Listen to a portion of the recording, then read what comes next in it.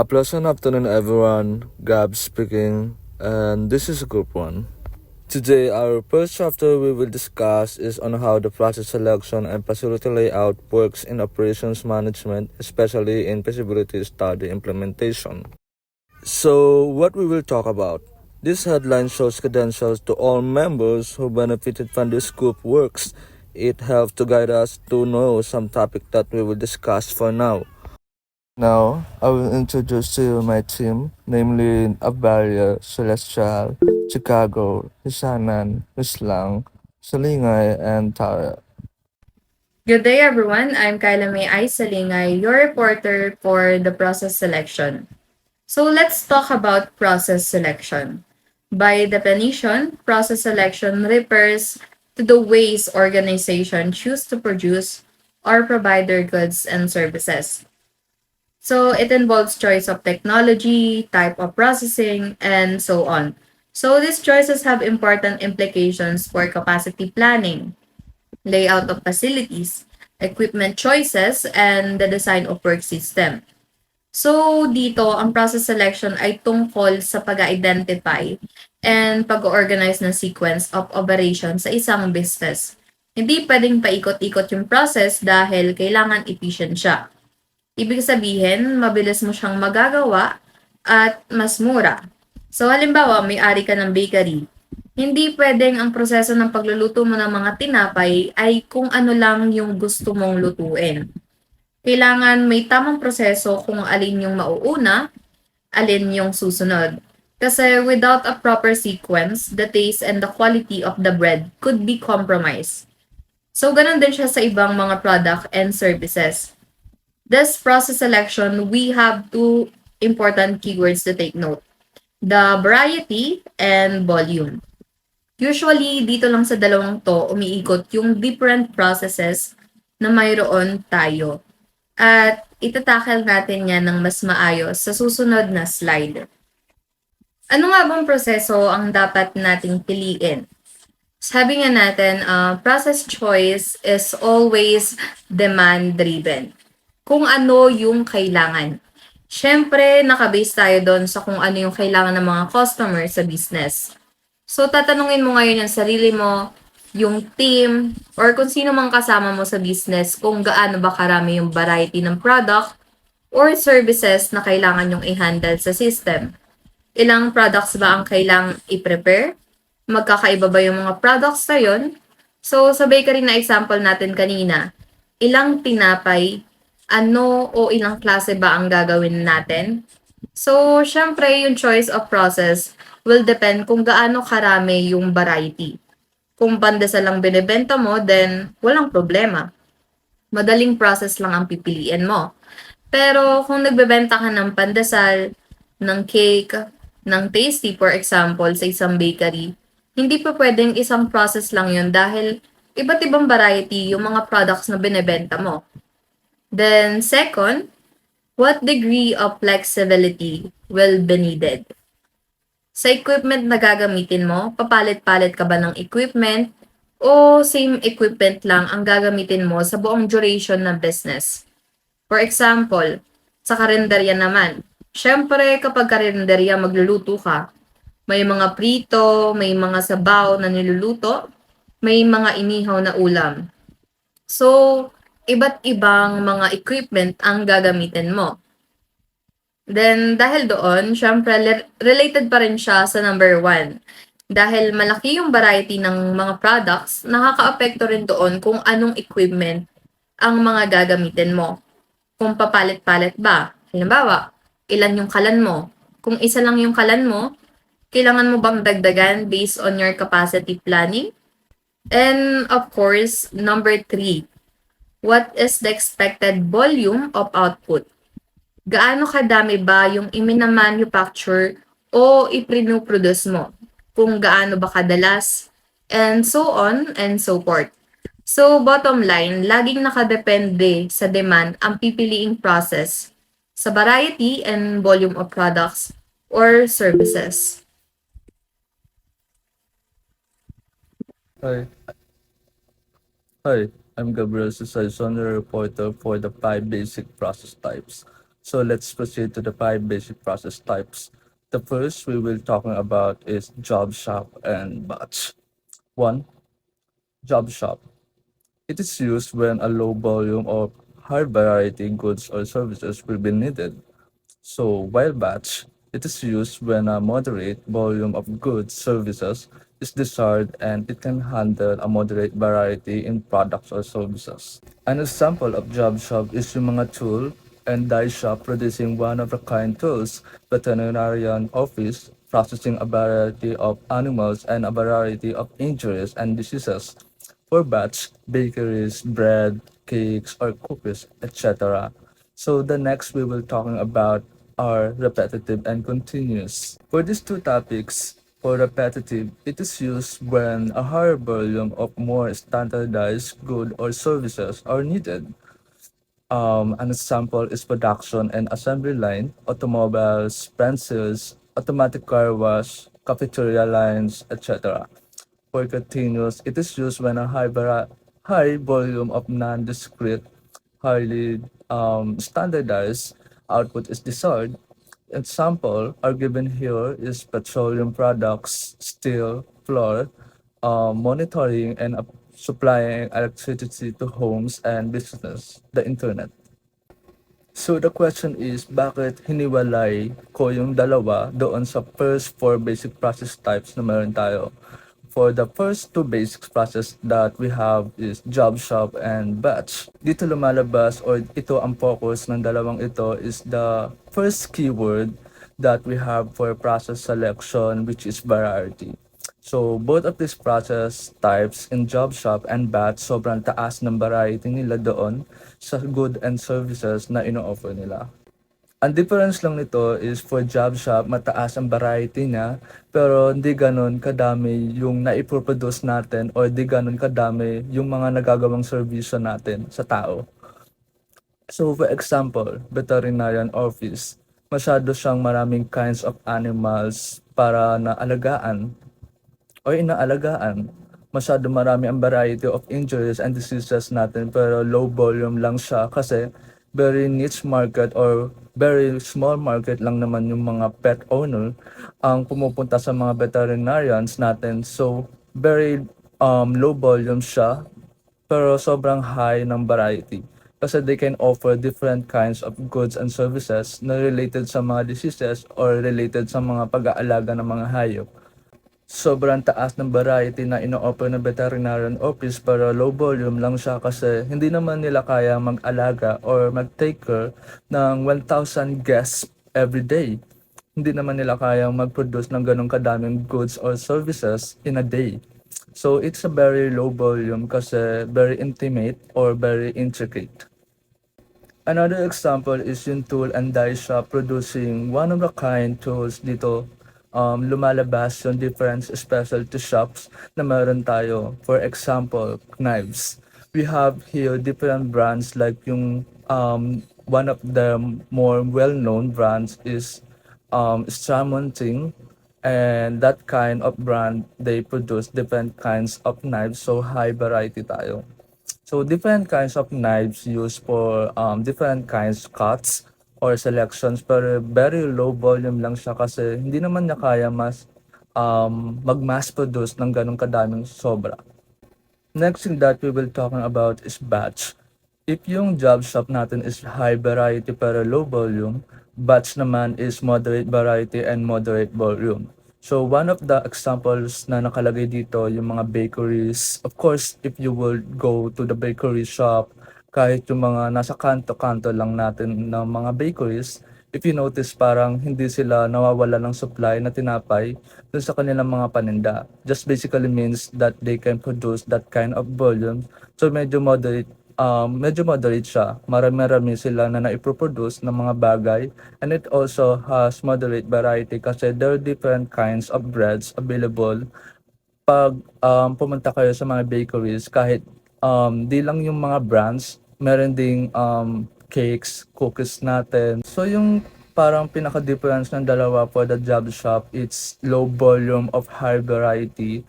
Masyado marami kayong klase ng product na ibinebenta pero ang konti lang ang kayang maiproduce o ibigay.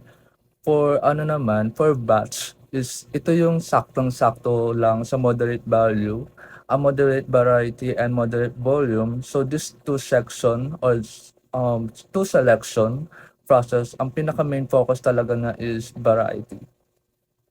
For the next two that we will talking about is repetitive and continuous. Dito naman is pag-uusapan natin is volume.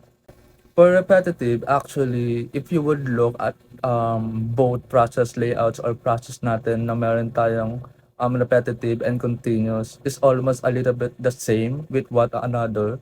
Pero one thing to take note for difference of the two, I mean, let's first, of course, let's talk about the similarities or kung paano sila magkapero. For repetitive and continuous are both high volumes, so mass production po ang ibig sabihin natin for repetitive processes. Mass production ang ating ginagawa for continuous process, mass production din ang ginagawa natin.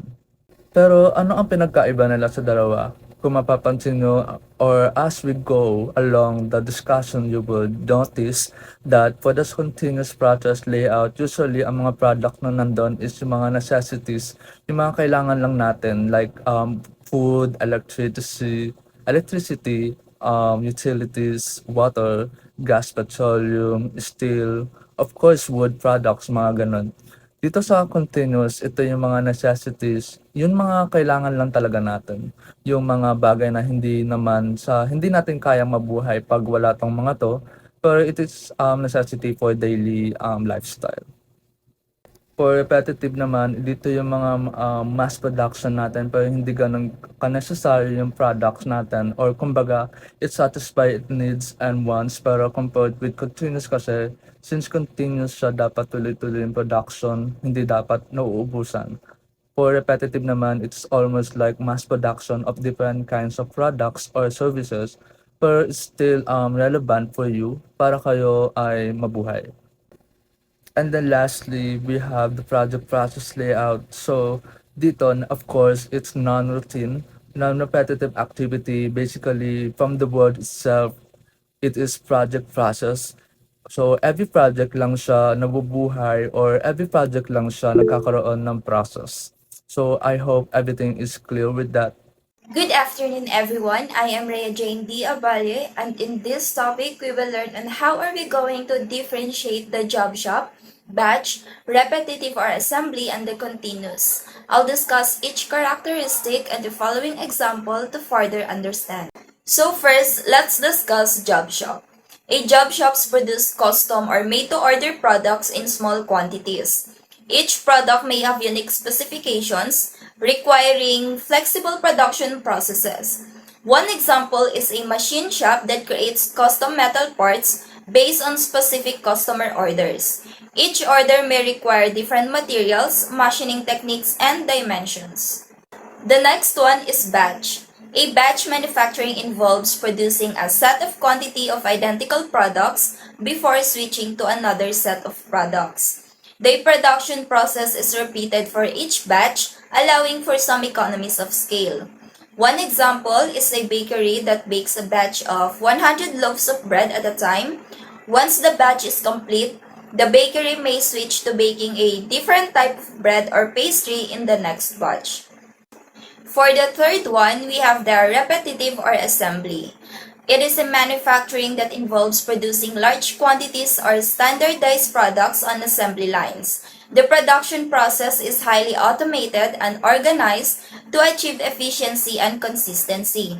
For example, an automobile assembly plant where cars are produced using an assembly line. Each station along the line contributes to the assembly of a specific part of the car, leading to high volume production with minimal variation between units. And for the last one, we have what we call continuous. A continuous manufacturing involves uninterrupted, non-stop production of a single product or a few similar products. The production process is continuous and highly automated, with materials and continuously fed into the process. Example, a chemical plant producing plastic pellets through a continuous extrusion process. Raw materials are continuously fed into the extruder where they undergo heating, melting, and shaping into pellets without interruption. In this slide, it consists the short description, advantages, and disadvantages of each process type. First, we have the job shop. A job shop is a customized goods or services wherein the advantage of it is that it is able to handle a wide variety of work, and the disadvantages are the following: slow, high cost per unit, complex planning, and scheduling. The next one is the batch. It is a semi-standardized goods or services, and the advantages are the following: flexibility, it is easy to add or change products or services. And for the disadvantages of batch, it is moderate cost per unit and moderate scheduling complexity. And for the third one, we have what we call repetitive or assembly. It is standardized goods or services, low unit cost, high volume, and efficient. For the disadvantages, low flexibility, high cost of downtime.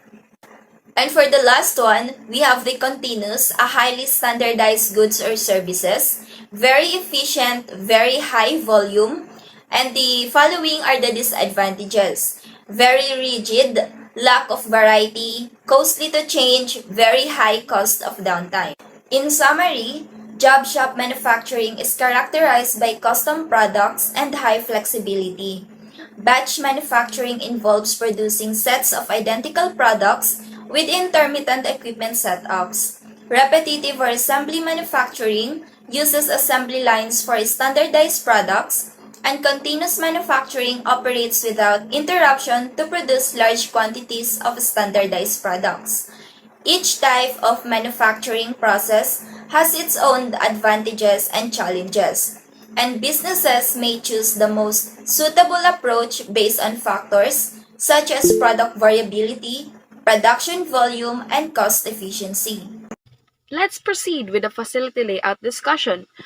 For facility layout, it is defined here as the configuration of departments, work centers, and equipment with particular emphasis on movement of work through the system. It answers the question on how equipment, machinery, and people will be arranged to make the production process as efficient as possible. So, base sa ating discussion, ang facility layout natin, dito makikita kung ano ang gustong workflow ng company, kung ano ang gustong maging sistema sa isang business. Kung paano ipupwesto ang mga tao, kung paano ipupwesto yung mga machines, kung paano ipupwesto lahat-lahat ng bagay sa inyong company. Dito sa layout yan pag-uusapan. For layout or for the facility layout, we will also be talking about the basic types of layout, which are product and process, that will be discussed further as we go along with the reporting of our group. Hello, I am Laikime Chicago and I'll be talking about the importance of the management of technology. So now, let's talk about this question, about why is management of technology important? Some of us might become a future managers or future operation manager of a specific companies or of different companies. Mapapansin natin na if ako or kayo as a manager is hindi natin alam kung paano i-run or patakbuhin ng mga technology na meron ang company natin na ginagamit natin for our daily operations, masasabi natin na lugi or talo tayo as a manager. Because as a manager, you always should have this kind of knowledge regarding the tools, the equipments, the technology that you are using in order to really process the whole operation. Para na rin bilang isang manager, magkaroon tayo ng mga gamay sa mga tao na magtatrabaho under sa atin. We should be familiar or knowledgeable sa technology na ginagamit natin or sa mga tools, equipments na ginagamit ng company for our whole processes. So, if you're a future managers, you should be familiar sa mga ginagamit na systems or technology for you to be able to really operate or really process it well. And that is all for the importance of the management of technology. My name is Paula Amisanan, and I will discuss what is product layout. Product layout is used to achieve a smooth and rapid flow of large volumes of goods or customers through a system.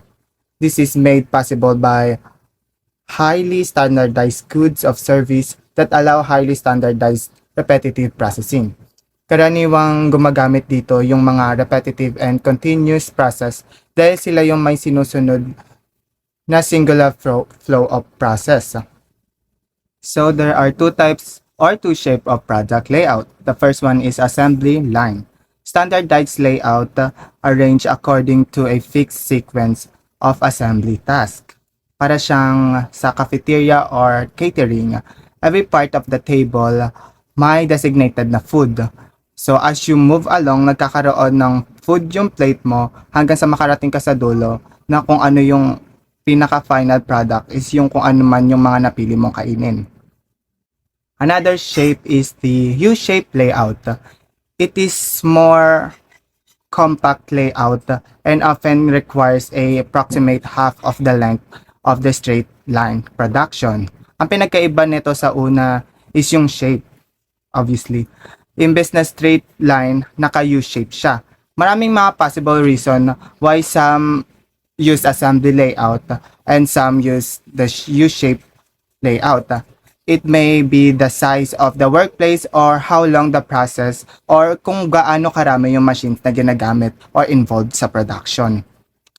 So here in product layout, the input here are the raw materials and the process is linear or the flow is in one line and the output is the finished product. Hello, I'm Eleanor Tare and I'll be tackling about the advantages and disadvantages of product layout. Product layout. This refers to arranging the physical layout of a production facility in a way that optimizes the flow of materials and processes. Typically, equipment and workstations are arranged in a sequence that mirrors the production steps required to manufacture a specific product. Advantages: high rate of output. By organizing production processes in a linear sequence, products can be manufactured quickly and consistently. Low unit costs. The efficient use of labor and equipment, coupled with minimized materials handling costs, leads to lower cost per unit produced. High utilization of labor and equipment. The streamlined layout ensures that both labor and equipment are utilized effectively, maximizing productivity. Established routing and scheduling. The fixed sequence of processes allows for predictable routing and scheduling, reducing variability and delays. Routine accounting, purchasing, and inventory controls. The standards processes enable easier tracking and management of resources, leading to smoother operations and reduced administrative overhead. And now for the disadvantages. Disadvantages: creates dull, repetitive jobs. The specialist nature of tasks can lead to monotony and reduced job satisfaction among workers. Poorly skilled workers may not maintain equipment or quality of output. Without adequate training or supervision, workers may neglect maintenance tasks or produce subpar quality products. Fairly inflexible changes in volume or product processes design. Product layouts are optimized for specific production sequences, making it challenging to adapt to changes in demand or product variations. Highly susceptible to shutdowns. Any disruption in the production process can halt the entire operation, leading to significant downtime and losses. Preventive maintenance capacity for quick repair and spare parts inventories are necessary expenses. Maintaining equipment ensuring a reliable supply of spare parts incur additional costs. Individual incentive plans are impractical. The nature of repetitive tasks and standardized processes makes it difficult to implement individual incentive schemes, potentially impacting worker motivation or product variations. So, let's talk about now the process layout. So, kanina nabanggit na yung product layout is high volume per repetitive and continuous process. For process layout naman, ito yung mga high variety or may variation sa mga process. So, dito papasok si job shop and batch. So, here in this definition of process layout, these are layouts that can handle varied processing requirements. These are used for intermittent processing that is discontinuous workflow. This is applicable to job shop and batch processing. These are occasionally called as functional layouts because the process is designed such that operation of similar nature or function are grouped together. So, ano ba ibig sabihin nito? If doon sa product layout natin is buong direction line ang sinusunod, for process layout naman pwedeng iba-iba. Ibang-iba't department or iba't ibang parts ng company nyo ang magtatrabaho in order to produce that specific good or services. Pero, sa iba, iba-iba siya, pero dapat they're grouped together as one. Dapat lahat ng mga kailangan in order to produce that kind of goods or services is available within the reach of the department. So, for example, nakalagay dito, these types of layout are also quite common in service environment. Madalas kasi, service environment ito such as hospitals, colleges, universities, banks, auto repair shops, airlines, and public libraries. So, madalasan ganitong klaseng process layout natin nakikita sa mga service industries na meron tayo. For example, sa restaurant, si kitchen, malapit lang sa receiving area. Si cashier, malapit-lapit lang sa ganito. Si service area, malapit lang din. Kumbaga, walang specific line of process, iba-iba. They're all working together to produce the service that the request wants or to produce the good that the service wants.